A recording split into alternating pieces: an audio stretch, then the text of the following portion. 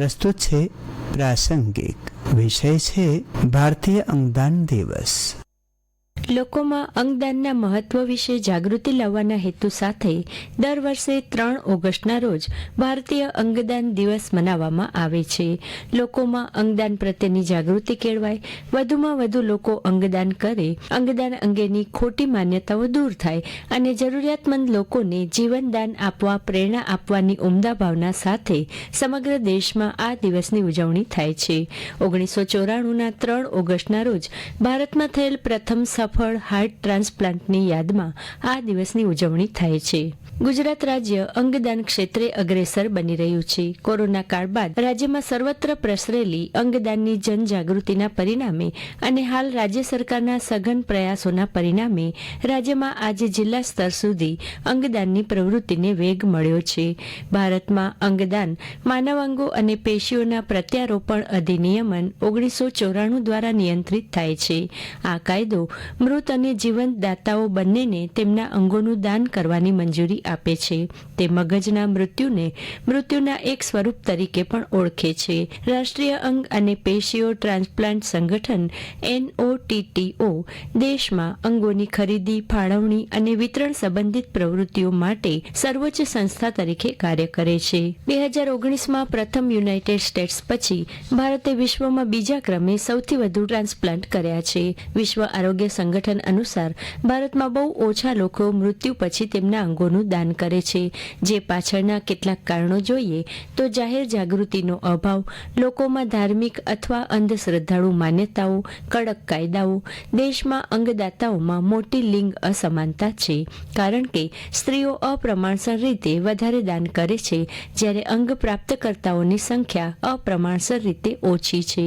2019માં ભારત સરકારે મૃતકોના અંગદાનને પ્રોત્સાહન આપવા માટે ₹149.5 કરોડના બજેટ સાથે રાષ્ટ્રીય અંગ પ્રત્યારોપણ કાર્યક્રમ અમલમાં મૂક્યો.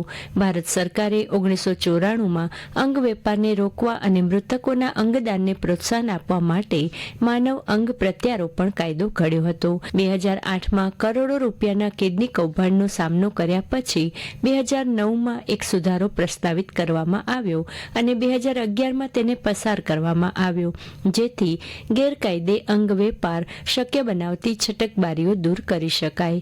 અંગ પ્રત્યારોપણ એ એક તબીબી પ્રક્રિયા છે જેમાં એક વ્યક્તિના શરીરમાંથી અંગ કાઢીને તેને પ્રાપ્તકર્તાના શરીરમાં બેસાડવામાં આવે છે. હૃદય, સ્વાદુપિંડ, યકૃત, કિડની અને ફેફસા જેવા મહત્વપૂર્ણ અંગો દાતા પાસેથી એવી વ્યક્તિમાં પ્રત્યારોપિત કરી શકાય જેના અંગો નિષ્ફળ થઈ રહ્યા છે.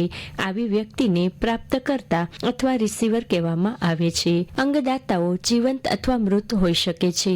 જીવંત દાતાઓને તેમના આ અંગોનું દાન કરવાની પરવાનગી છે, જેમાં તેમની એક કિડની, સ્વાદુપિંડનો ભાગ, યકૃતનો ભાગ. જીવંત દાતાઓ 18 વર્ષથી વધુ ઉંમરના હોવા જોઈએ અને ફક્ત તેમના નજીકના રક્ત સંબંધીઓને દાન કરી શકે છે, જ્યારે મૃત દાતાઓ જીવન બચાવનારા 6 અંગોનું દાન કરી શકે છે, જેમાં કિડની, યકૃત, હૃદય, ફેફસા, સ્વાદુપિંડ અને આંતરડા. કાયદેસર રીતે મૃત જાહેર કરાયેલી વ્યક્તિના અંગો અને પેશીઓનું દાન પરિવારની સંમતિ મેળવ્યા બાદ કરી શકાય છે. ભારતમાં પણ બ્રેઇન સ્ટેમ ડેથને મૃત્યુના એક પ્રકાર તરીકે માન્યતા આપવામાં આવી છે. અંગ મેળવવાની અને તેના પ્રત્યારોપણ વચ્ચેના સમયને અંતરાલ ઘટાડવાથી પ્રત્યારોપણ સફળ થવાની શક્યતાઓ વધી જાય છે. તેથી અંગનું પરિવહન એ એક મહત્વપૂર્ણ પરિબળ છે. આ હેતુ માટે ભારતના ઘણા ભાગોમાં ગ્રીન કોરિડોર બનાવવામાં આવ્યો છે. ગ્રીન કોરિડોર એટલે એવો માર્ગ જે અંગો લઈને જતી એમ્બ્યુલન્સ માટે ખાલી કરવામાં આવે છે. આવો આપણે અંગદાન માટે પ્રતિજ્ઞા લઈએ અને અન્યને પણ લેવડાવીને કોઈ જરૂરિયાતમંદને નવજીવન આપવા સંકલ્પબદ્ધ બનીએ.